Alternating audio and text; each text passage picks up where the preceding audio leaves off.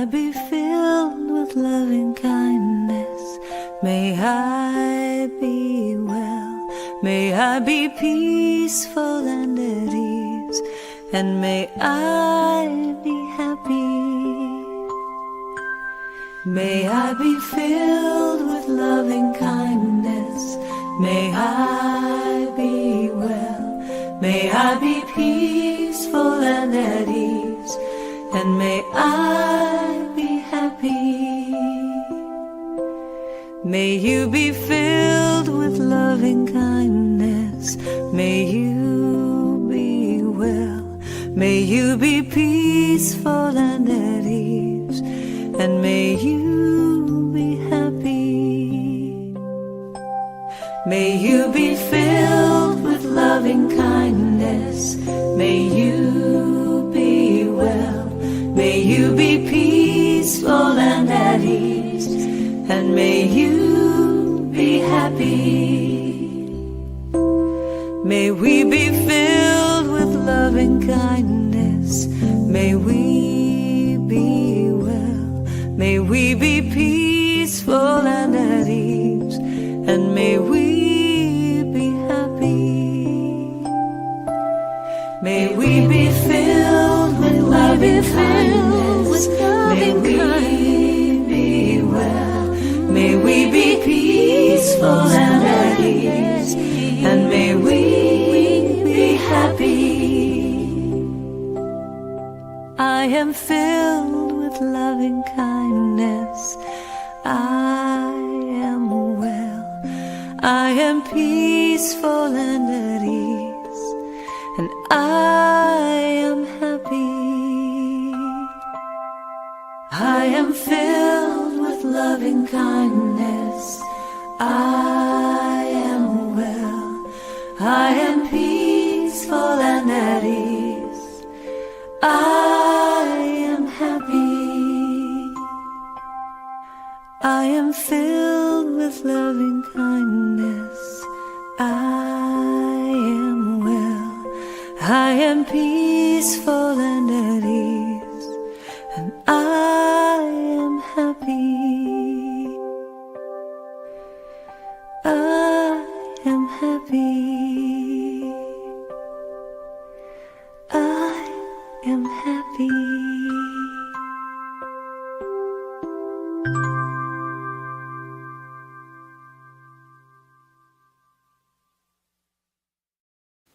Good morning, everybody. What a beautiful day it is here in the Napa Valley Center for Spiritual Living. I'm Rev J, Spiritual Director here. So glad you're here. And as a way of just welcoming each other, I just love this song about loving kindness. Just turn to a neighbor and say, you're filled with loving kindness. You're filled with loving kindness.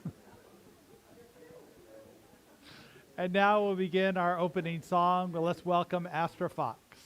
Good morning, everyone. I hope you'll join me in opening up to all the blessings available to us in this service and beyond. Here we go. I am opening to the love of Spirit. I am opening to the love of God. Sing that again. I am opening to the love of Spirit. I am opening to the love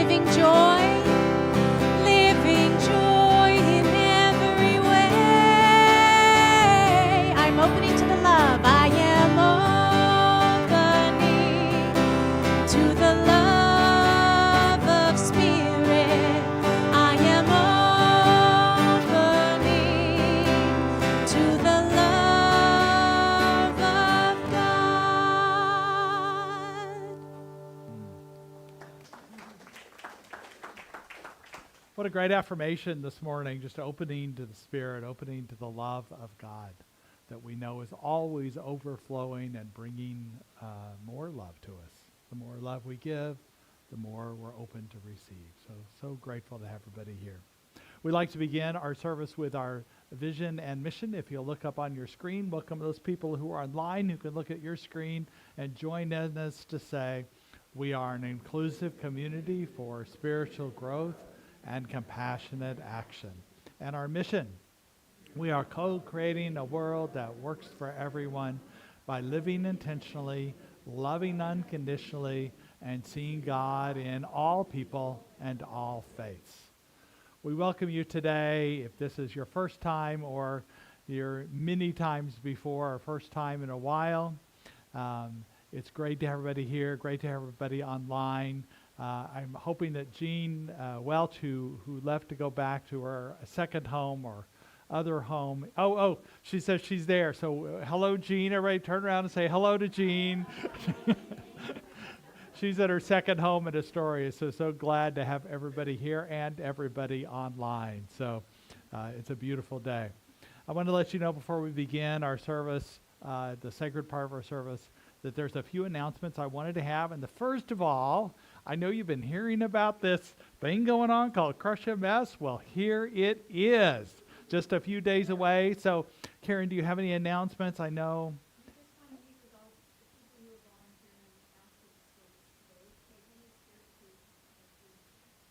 So to translate to online people, I don't know if you would be here anyway for the meeting, but just to say they're having a meeting with all the volunteers for Crush MS. We're so grateful for the weather we're going to have on Saturday. This is the coolest summer since 1965, I heard. So I know some of you weren't even alive then, and most of you weren't in Napa, so either way, you just have to take the word of meteorologists. So the other things going on is we're having a new event here that is chanting on Friday morning. Now, it's a little different. It's a partnership that this is Julianne Poirier, who is singing with us and doing different things. Right now, it's a rental, and because she's renting from us, she's charging people for the chanting. And that you can pay at the event. We're still working with it. If you're interested in becoming more of a CSL event, sign up for it on the welcome table. And if we know there's enough people from our center going to it, we'll work out a new partnership where it's probably a gratitude donation or something like that. So if you're interested in that chanting, if it's just people from outside, then we're going to keep it the way it is. But if it's people in our community who want to be a part of it, sign up for it so we know you're interested. 10 o'clock every Saturday morning right here in the sanctuary. Friday, what did I say? Thank you. Friday morning.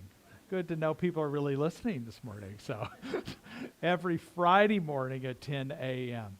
And then also Julianne, she's a new singer for us. She's coming back in August, and she's going to take over the community sing. Reverend Georgia Davis has been doing that, and she's decided to let it go to work on some other things that she wants to. Plus, Julianne has a guitar. She has an instrument. Reverend Georgia realized she didn't have that. She was using recordings, and I think it'll be more dynamic with someone who has a guitar. And so Julianne's going to be singing folk songs and spiritual songs, and she has a whole book. She's been doing this down at Kennedy Park for a couple of years now, doing community joy sing. So she's used to doing it. And so that's going to be once a month on Sundays, and the first time it's when she's going to be our soloist here on Sunday, and then she's going to stay 12:15 right here in the sanctuary. So that's kind of fun. You can also sign up for this so we know how many people are coming to that, get a sense of that at the welcome table, the information table there. And finally, another new event the very next week on August 10th, after the 3rd, that is. This is still 3 weeks away.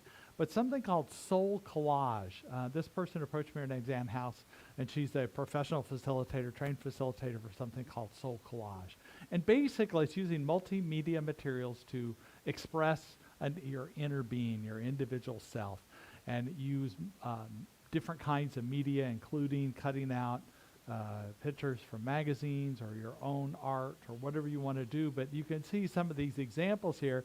They're very different. You can use photographs of yourself to bring in whatever you want. It's going to be for gratitude donation, meant to be an introduction. If there's enough interest, we'll bring her back to do a full workshop. So that'll be fun right after the service here in the sanctuary. So hope you're able to be a part of that. So some new things coming up. And please know that we are founded in prayer, that it is my personal privilege, the privilege of all the practitioners here, to hold prayer, to speak prayer for you for whatever reason it is. Even if it's something, nothing is wrong, if it's something that you would just like more of in your life, more guidance, more joy, more peace, then we're glad to hold that for you, and it's our honor and privilege to do that. So practitioners will be here after the service to meet with you if you want a personal prayer. We have prayer requests in the lobby and also online that you can fill out. And we spend every Tuesday morning along with just our daily spiritual practice and prayer. So I hope you are there, willing and open to that idea, the power of prayer. Now we begin the sacred part of our service. And we have a little treat today for our service. Casper has been taking piano lessons. Now, this is a sacred song, so I know you're going to want to clap. Yeah, I know you're going to want to clap. But see if you can hold back and do the sign language. Just give Casper and Astra some love that way, okay? And then you have a little introduction about the song that you're going to be singing? So we're going to be doing a song that I wrote that you all should be very familiar with, because I've performed it here many times as the meditation song. And when Reverend Jay told me the title of his talk, Lessons from Tide Pools, I thought, well, I have to sing Take a Breath, because I wrote that song at Gerstle Cove up in Salt Point State Park up on the Sonoma coast, looking into the ocean, looking at the tide pools and the kelp waving back and forth, and I was wishing I was a part of it all. And as soon as I made that wish, I heard a voice say, "You are a part of it." And this song was born. 1, 2.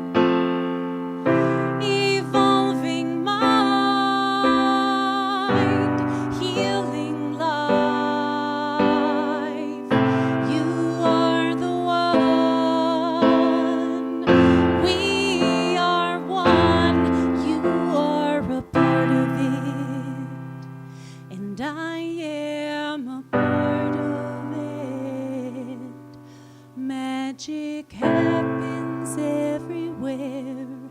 Take a breath, you'll find it there.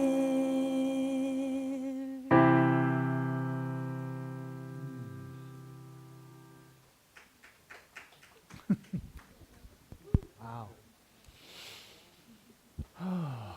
So let's just breathe in that beauty of the piano and the voice and these words that we are a part of it. Just breathe that in. Imagine yourself on the beach where the tide pools are. In a safe spot, just viewing those pools with teeming with life, the sacredness, the beauty. As the tide rolls in, the water rises in the pools, nourishing the life there, nourishing us. If we imagine this pool rising within us, bringing us comfort and peace, nourishing us. And as it recedes, miniature waterfalls are formed, and we just breathe out, just relaxing into the moment, knowing that all that we need is right here. Just keep breathing in, allowing the water to rise, and breathing out, letting it recede into peace. Just allow yourself to do that on your own a few more times in this silence.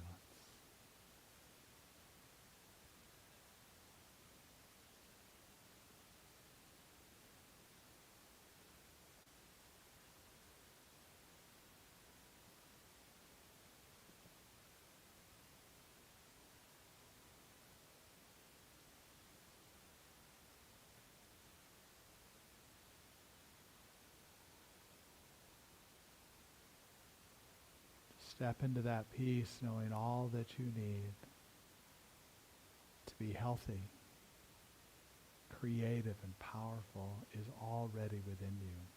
That it's being replenished by Spirit itself in just your breath.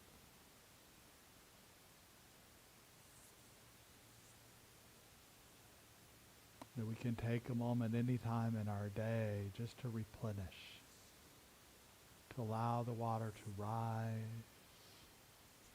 and then recede. Breathing in and breathing out.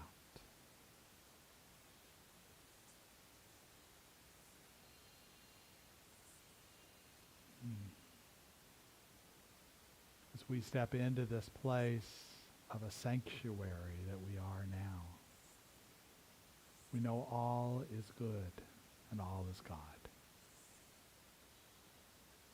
We know in this moment that the music and the message and all those present online here in person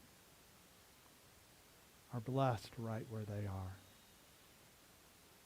That all is in divine order, divine action, divine love in and through each of us and in and through us as a community. And we are grateful for this moment as we release this into the spiritual law, knowing it is already so. And so it is.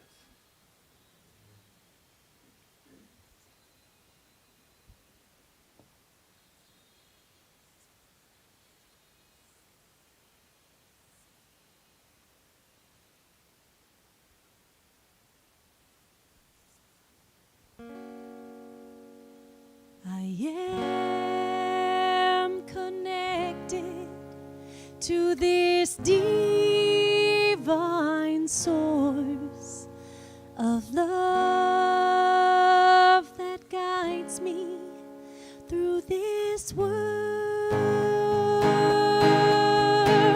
I make an impact with each being I meet. Today is exactly what I need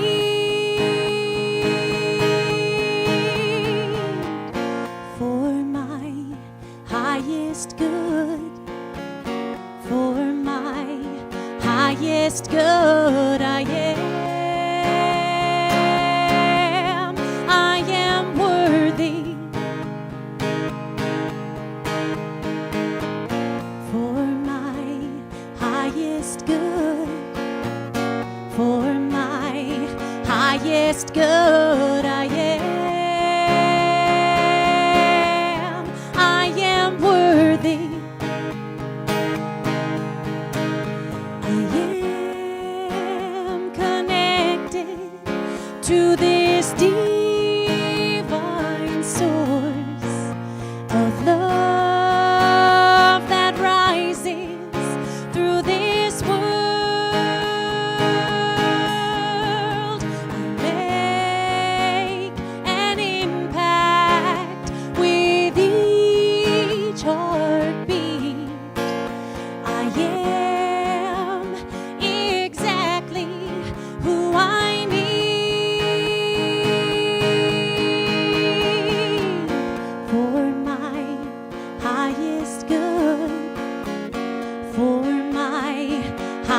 highest good. I am worthy.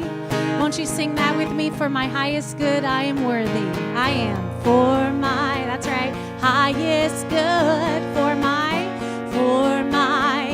highest good, I am worthy. Let's sing it again this time. Really open your heart, really feel it. For my highest good, for my highest good, I am worthy. I am connected to this divine source of love that guides me through this world.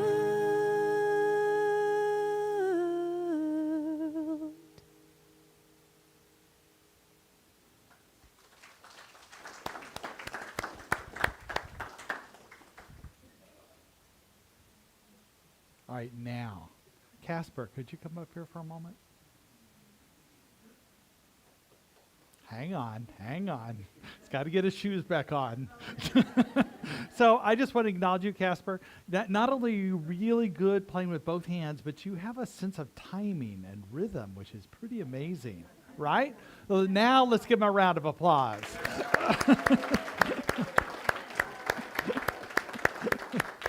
Yeah, you got to wait? Okay, now you can sit down. You got to receive it fully, right? How delightful, how delightful. And this is his debut, so it's great to have him. He's not played publicly, and he's been practicing with his mom, Astra, so how wonderful to have you both here. So great. So today we are continuing the theme of diving deeper. And in particular, we're talking about, as Astra talked about, tide pools. And I've always been fascinated with tide pools. Growing up on the Texas coast, we had sandy beaches and we didn't have tide pools. And when I came out to California on visits, that'd be one of the first things I was living in Colorado a lot of that time, and we're so landlocked, I would just literally run to the beach.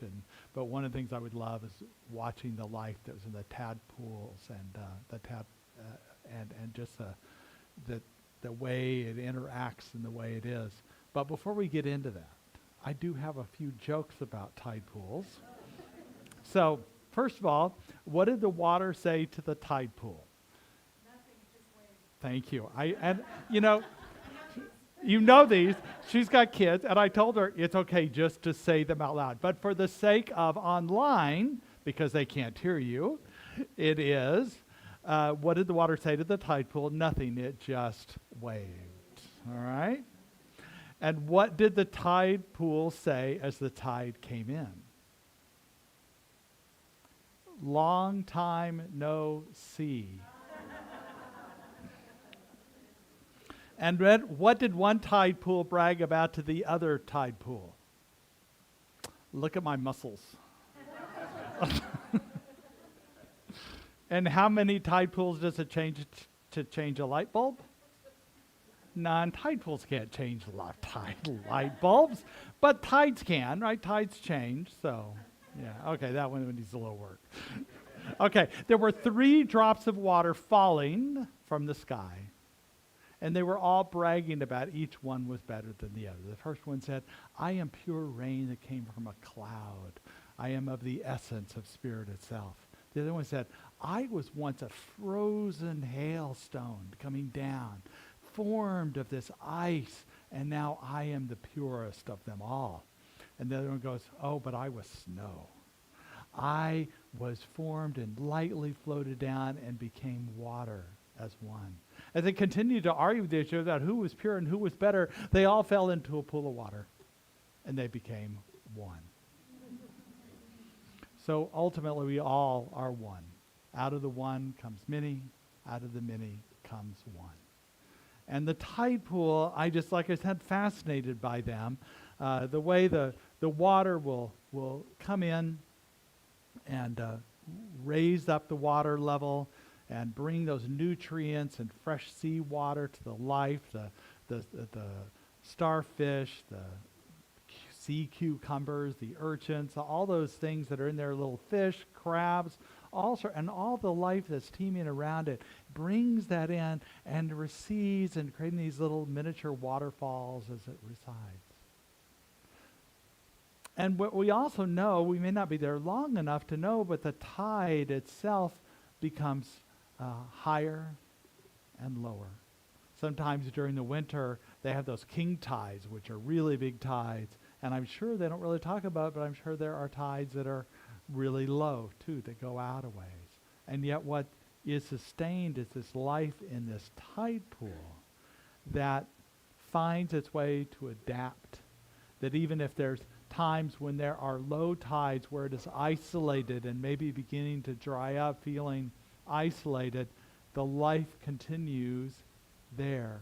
And times when the tide is high and you're overwhelmed by different things, and then it survives that way. And so it is with us. When we have times in our lives which are lower energy, or we're going through a grief or a loss or a change, we can feel very alone during those times. We may be very distant from spirit. At other times, life can be so overwhelming, we're so busy, there's so much going on that we don't have a sense of ourself either. That we can it's just life, and we're just getting through life. And our anchor, the ground beneath our life and around our life, behind our life, is spirit itself, which is the constant. So these tide pools are this constant that is always there, that is always true. Now biologists suggest that life began in some sort of soupy cosmic pool that was bubbling with stuff even before there were, oceans and lakes and land, or definitely no life, because they're saying this is where life started, one of these soupy pools. Very different from what the Bible might say or other creation myths. But as I look at these tide pools, I think about that possibility. But what I also know about science is that's a theory. What they're not taking into account in that soupy pool is God, is spirit, that is the life. We believe that not necessarily the creation story in Genesis or the science story, somewhere in between, that life might have begun in a little cosmic pool like that, but the life force is spirit. It's spirit, this universal presence, this divine creation that's giving of itself till life comes out of it. The fossil records suggest that life evolved over time, more complex and complex being, but there's also gaps in those fossil records. That there's an evolution jump, a cosmic jump, that the only factor we can tie into that is spirit. And so we know that this creative force that we talk about, this life force, continues no matter where we are in life. A period of low or high tide or medium tide, life continues. Life opens up. It's this divine creation. And the other part of the tide pool that I find inspiration from is the idea that I learned from Hinduism, is that we are a drop of water, an individual entity. But all aspects of this drop of water is made of the same stuff as the whole ocean. And we may be a single drop of water or a single wave, but we are one with the whole ocean. The same substance, the same cosmic consciousness that the ocean is, we are that too. The life that is in that, the life that opens up. Ernest Holmes, our founder, said, "I do not think that we should make such a claim to divinity that we forget we are human. For our human proclaims the creativity of the divine. human we are, doing the best we can, and ever seeking a fuller realization of our source, our experience is filled with laughter and tears, singing, dancing, praying, and exalting, and sometimes falling into the depths of despair. We need to have a good-natured flexibility toward all that we encounter and not fighting against life, but cooperating with it. Cooperating with it, allowing it to be. I heard it explained that like a river flowing, that if we resist the water flowing, it's just going to go over and around us. But if we allow the water, then consciously we can redirect it in the pathway we want to go. It's an allowing, an awareness. So in this cosmic soup that we live in, we know that Spirit is always there. And that there's a overflowing abundance, vitality. Just this truth of who we are is at the very being. What I also know is that this life, this oneness, is full of love and life. And it is in communities that we are nourished and we remember and we create a legacy for the future generations to come. This week I thought about this today because this week started teen camp, and Tony, our teen, is at the camp. She left, I think they left Saturday, and I know other parents and other people are going to be advisors there. So they're all up in Oregon, and I don't know, the 300 teens. Sounds like fun, doesn't it? I've been there before. It is fun. It's life-saving and life-changing. It's an amazing experience for advisors. The first time I went to camp, and Michelle's been there many times too. First time I went to camp, I thought I was there to help, to support the teens have a good experience. And I found myself transformed. I had never, the first time in my life I'd ever experienced that much unconditional love. Since then I know how to receive it, but then I didn't. It was a little overwhelming by kids that didn't even know me. It was pure, unconditional love. And that's what they received there, and that's the beauty of it, that they can be loved for who they are right where they are. And what I know is that this life that's in the tide pool, this life that's within us, the life that's in the teens there at camp is the same life. What I know is that as we open up to this idea of the tide pools, we know that there is this overflowing abundance there.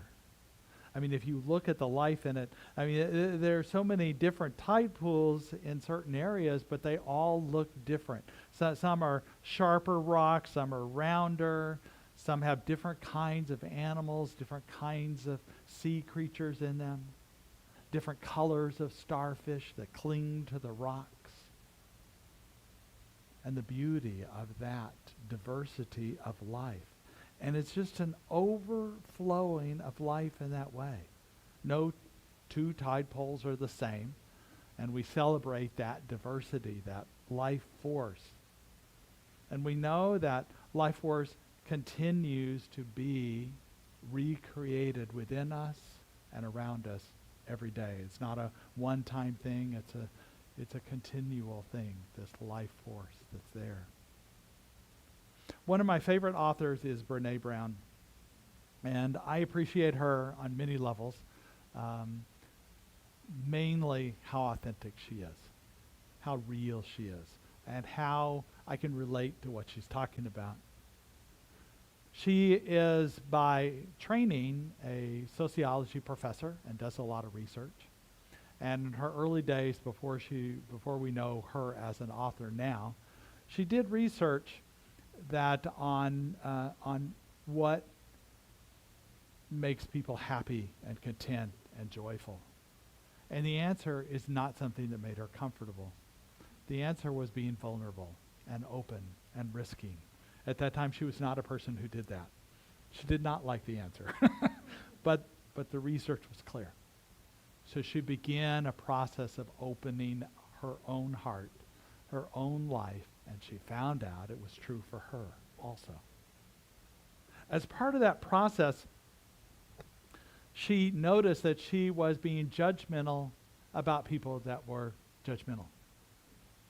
I don't know if you can relate to that. I can. It's ironic, isn't it? Judging people for being judgmental and critical.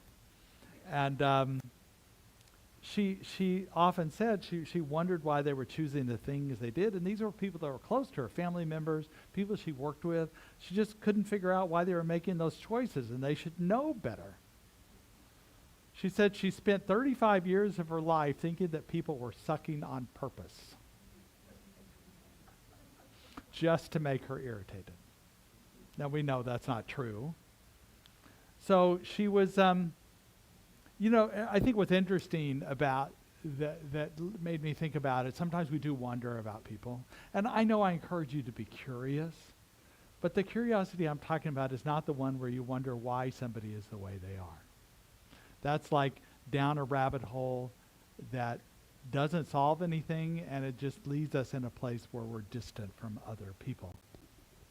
It's like following curious why the tide is so low as it goes out further and further and realize it's a tsunami that's coming.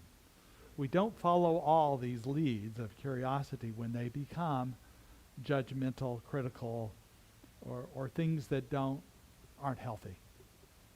So for her, she was going through therapy at that time, and her therapist suggested, what if people are doing the best they can? And her first response was, how can we know that? And are you sure doing the best they can? But as she began to think about this a little bit else, her husband, he's a compassionate person, which irritates her sometimes, she says, but a good, compassionate person. And he said, why don't you just assume people are doing the best they can? And she thought about that. And she realized if she assumed that people were doing the best they can, she was happier, more content,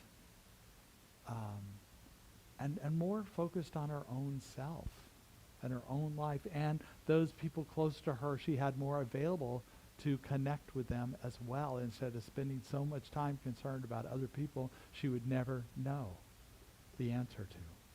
So just assuming that they're doing the best they can. And she said, because the life you change first is your own. So assuming that people are doing the best they can is actually an act of self-love. And I would say if you don't know, just stay in the wonder. You don't need to fill in the gaps. Answer your own questions when you don't really know. And I think it's important to go back to this idea of nature as a whole, or tide pools in particular, that they are this overflowing abundance. That it's natural, this healing, this vitality, this oneness that they are, is what is true for all of life. And what we also know about tide pools is that they have a certain shape, a certain size, and different sizes and different shapes out there, but they have clear and permeable boundaries. And these boundaries are important because they are, for ourselves as well as these tide pools, they define themselves. They couldn't have that life if everything was flat and didn't have these pockets in the rocks that are there. Then they couldn't have this life in there. And so these boundaries for ourselves are so healthy and so important, and not boundaries out of fear or protection or control of things that we need, that we think are that we want to keep our comfort or keep a sense of perceived safety, even though it's artificial safetyness. We want to be able to have a boundary that's permeable so we can allow the water to flow in. allow new water to flow in, to be open to newness. We don't want to be a stagnant pool that dries up. That we can be open spiritually. I love the work of Patricia Hemphill. She wrote a book about what it takes to heal, that transforming ourselves can change the world. She talks about boundary as one of the 3 skills necessary to live a life that is free. And I would agree with her. She also includes the 2 other boundaries as well as authenticity and trust. But those are all related because she talks about our boundaries. Think of it as like a tide pool that is a boundary of our authenticity. If we don't have these kind of boundaries, we're kind of thinking about other people, caring for other people, worrying about for other people all the time, and not have a sense of ourselves. We lose ourselves. So these boundaries, we think that might be not nice to ask people what we need or don't need or requesting, but actually that's establishing this boundary that is easier to love people from a place of who we are, the clarity of who we are, that has this clear knowing of who we are. And what Hemphill also talks about, that in that way we have balanced relationships that we don't need to be concerned about, but they're not a stagnant state. It's like a dance, an ever-fluctuating way of being, an ebb and flow that we communicate with people what our needs are, to ask. And that this way they're mutual, evolving, negotiated, fluid, flexible, and it's not demands on other people, not ultimatums. It's at a distance in which I can love you and myself at the same time, and you can love yourself and me at the same time. They're not negative. They're a necessary part of honoring ourselves. And there are times we need to have difficult conversations with people. And if we have a sense of ourselves, we can do that. Space to have that. But also we have to honor their space, who they are and what they're doing. And Brene Brown talks about boundaries too, and she talks about how she defines boundaries as what's okay and what is not okay. Respect for yourself. In her book, Atlas of the Heart, she said her research shows that boundaries are prerequisite for compassion and empathy. So if we don't have a sense of ourselves, let's say the lines are blurred, or we begin to take responsibility for what someone else should be responsible for, we give too much of ourselves, or we don't receive enough, we don't let the water nourish us, then we're not able to give. Remember, she talked about these assumptions. She says, if we don't have boundaries, we can't give the most generous assumptions about other people because we don't have a sense of ourselves. And it's a sustainable thing. I've been enjoying, I have a nice little strawberry bed about, 3 feet by 3 feet. It's doing quite well because the weather's been so cool this summer. And so well that on the left-hand side, you can see how the strawberries have overgrown all over each other. And what I knew about strawberries is I needed to recut, trim it back to where there's pathways between them, rows between them, so the strawberries can get to the sun. And so it is with our own boundaries that we have these clear ways. It allows enough space between people for the light to come in, for an awareness, a recognition of each other's spiritualities and life. And that we sense the other person then because there's some sense of who we are. So it is a boundary of authenticity of who we are and a clarity.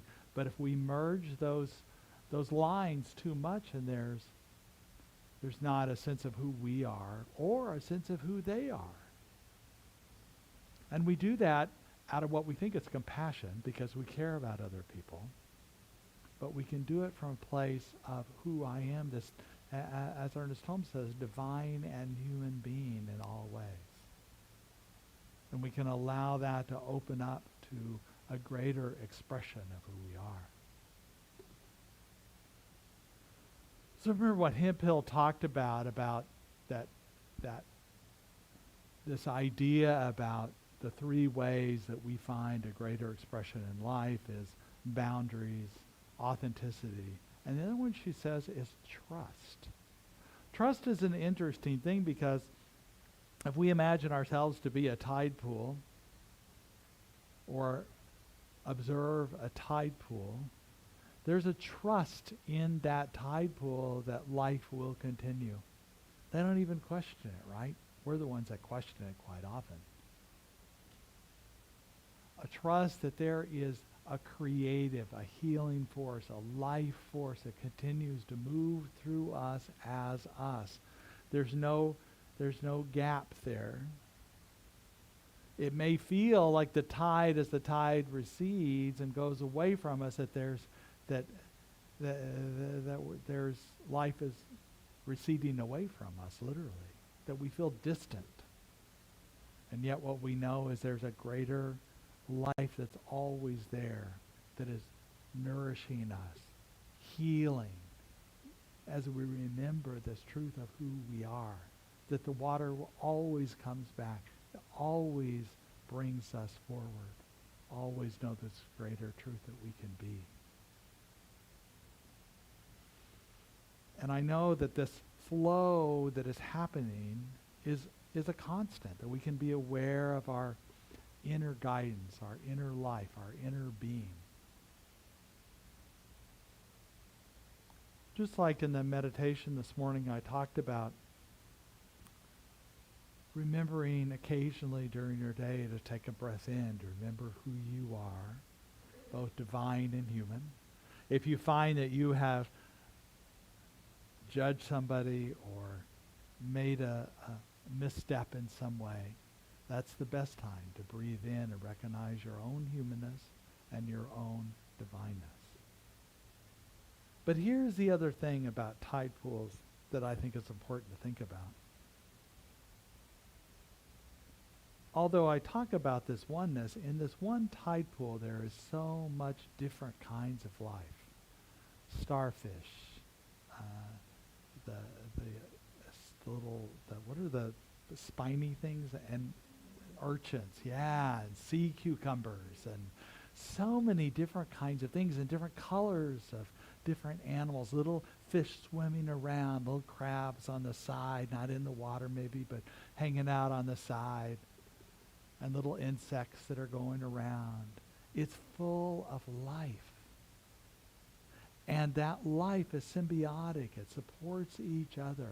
That life helps out each other in that way. Maybe not consciously, but consciously we can be a part of something that opens us up, because we don't want to do it alone. One of my favorite authors is Parker Palmer. He's a Quaker, and peace is at everything he does. But also community is an important part. So he talks about that we shouldn't be on the spiritual path alone, that we need to learn from our inner teacher that's within us. And he uses this word inner teacher. It's also your guide, that which, it was Astra being out on the corals and going, I want to be a part of everything. And suddenly there's this voice. I mean, was it audible? Could you record it? No, but it was his voice within her saying, you are a part of everything. When you told that story, I got the sense that it was like it filled your whole soul with that feeling. The truth that resonated with you. And that's when you know it's your inner teacher, is this knowingness within you. It's what practitioners do when they're in prayer. There's a knowing that they have within them that resonates to know the healing and the wholeness of each person whom they're praying for. And Parker Palmer talks about we don't want to do it alone for 3 reasons. The first one is the journey towards inner truth is too taxing to be made solo. lacking support, the solitary traveler soon becomes wary or fearful and is likely to quit the road. I've been there before, feeling alone, feeling separate, feeling like I can't do it. I gave it my best shot. I guess that's just not what I'm supposed to do. And yet, if we have this support, both from an inner teacher and from the people around us. 2, the path is too deeply hidden to be traveled without company. Finding our way involves clues that are subtle and sometimes misleading, requiring the kind of discernment that can only happen in dialogue, that can only happen in community. The reminders of who we are, and stories like that, like Astra was talking about, if she didn't share that with anybody, she would lose it. She would forget about it and not important. But because she shares it through her music, she shares it with other people, they hear that, they're inspired by it, they continue this thought, this idea that we are not alone. That that clues are often subtle and misleading and require the kind of discernment that can only happen in dialogue. And 3, the destination is too daunting to be achieved alone. We need community to find the courage to venture into alien lands to which our inner teacher may call us. Then he goes on to say that the soul calls us to quiet contemplation. And it also wants us to be connected to the community in which we find life. For it understands that relationships are necessary to thrive. So our soul is that inner part that calls us to something greater. It calls us to deeper expressions, deeper life, a deeper dive. But it also says, don't do this alone. That bring a community with you. Or there are times that you will be on a solo journey, and yet coming back to community where you can share, where people can support you, where can people connect with you. And what I know is the tide pools themselves are these communities of mutual relationships. And so whatever communities you're in, this community, but you have other communities too. It could be your family. Make sure they are people that are willing to support you in your journey. You don't have to do this alone, nor does your soul want you to do it alone. There are stories of monks who isolated themselves in caves to meditate, to be enlightened. And one particular story, I heard of somebody visiting one of these monks in a cave, and he said, and the person visiting said, I admire you for your patience and your willingness to sit for so long, waiting for enlightenment. And the monk said, oh no, you don't understand. I'm here because I have trouble with people.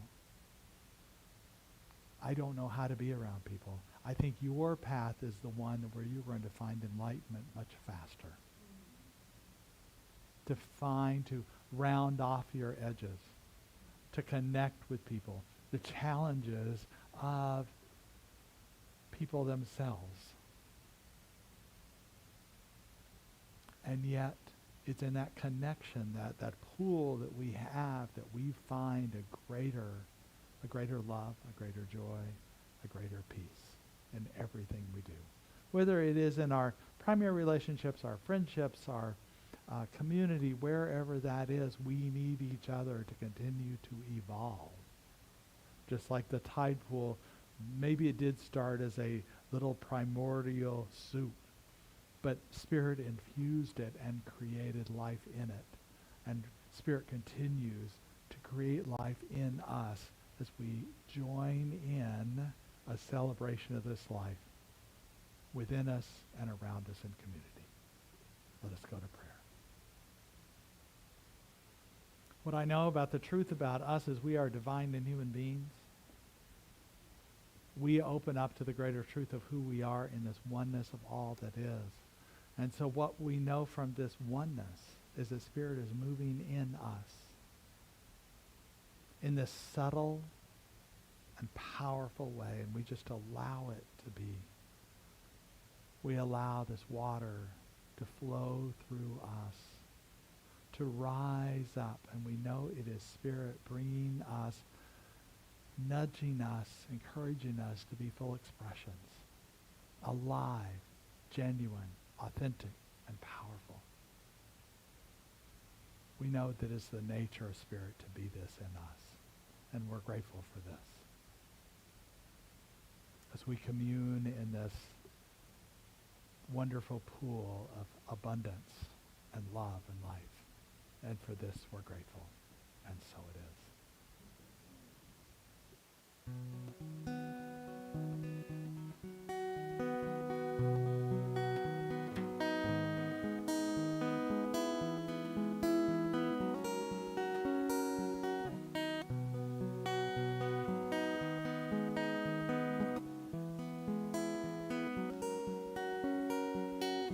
Thank you for being my teacher.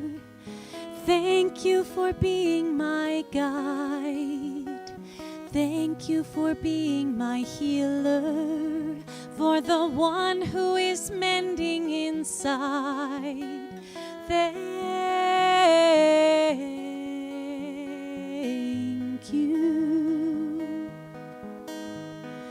Thank you. I forgive you for being my teacher. I forgive you for being my guide. I forgive you for being my healer, for the one who is mending inside. I forgive you. I forgive you. I love you for being my teacher. I love you for being my guide. I love you for being my healer, for the one who is mending inside. I forgive you. I forgive you. Thank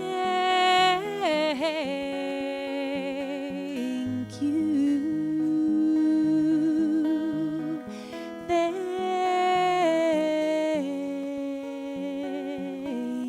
you.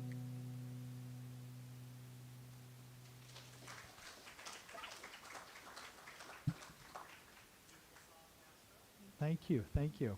And you have a table outside with merch. I saw some T-shirts out there you're selling, so That's great. right. All right, good. And make sure you join that. Thank you, everybody, for being here today. This is the time in our service we invite you to be part of the law of circulation. If ushers could come forward, please. What we know is that that which you give, that which you receive is a circulation of all things, that more, this abundance, this overflowing water comes to you as you receive it. And we're grateful for this. So if you take your hand and place it over your heart to represent that which you've given in the past or today, and repeat the affirmation that's on the screen and say, divine love as me blesses and multiplies all that I am, all that I have, and all that I circulate, and so it is. All right, let's celebrate our joy and love. Repeat after me. Spectacular joy, spectacular joy, incredible joy, incredible joy, miraculous joy, miraculous joy, spectacular joy, spectacular joy. I know what freedom feels like because I choose. I know what freedom feels like because I choose to feel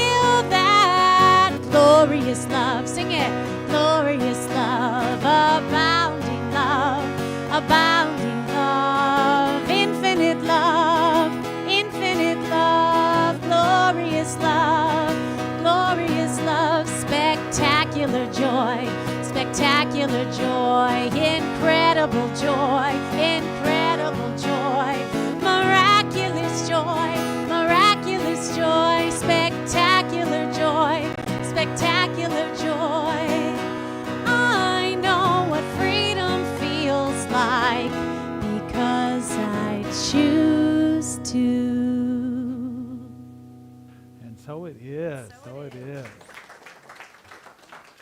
So glad to have everybody here today. If this happens to be your first time today, we'd like to acknowledge you. If you're willing to raise your hand, we have a gift for you and just a little pamphlet about who we are. Anybody here for the first time? Oh, right over here. We've got somebody here for the first time. Welcome. Do we have somebody? Somebody will bring you something in a minute. We'll find you. We'll see you. Well, thank you for being here today. Thank everybody for being here today. We have food and snacks out in the courtyard. And so we also have a blessing here for our new guest as well as everybody in the room. And we say, we bless you today, knowing that peace and happiness you seek is also seeking you. We honor your inner radiance as you let your light shine in the world. We are grateful for your presence in our community, and so it is. And also welcome to all our online people. So good to have you here. Always good. Let us know if there's anything we can do to improve our services. We always appreciate that. And now I'd like to invite the practitioners to come up. They'll be available for prayer after the service. If you so want prayer, just remain in your seat and let everybody else take your conversation and out in the courtyard where we can join you there. And now let's welcome our children.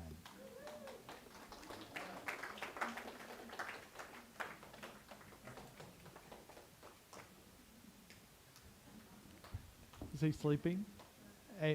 Don, is Eamon sleeping? Okay. We won't wake him up then. We'll bless him from a distance. So microphone is right here.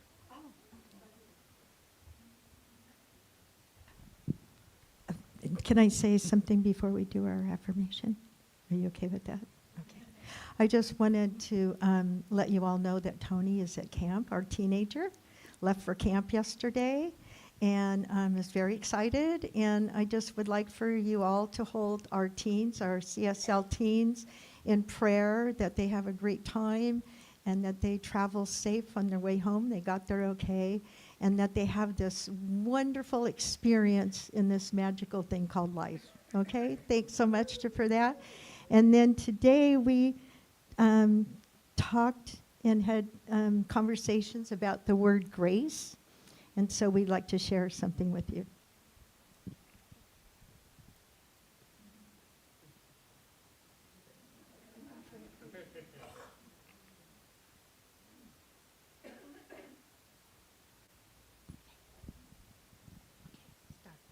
I live my life with grace.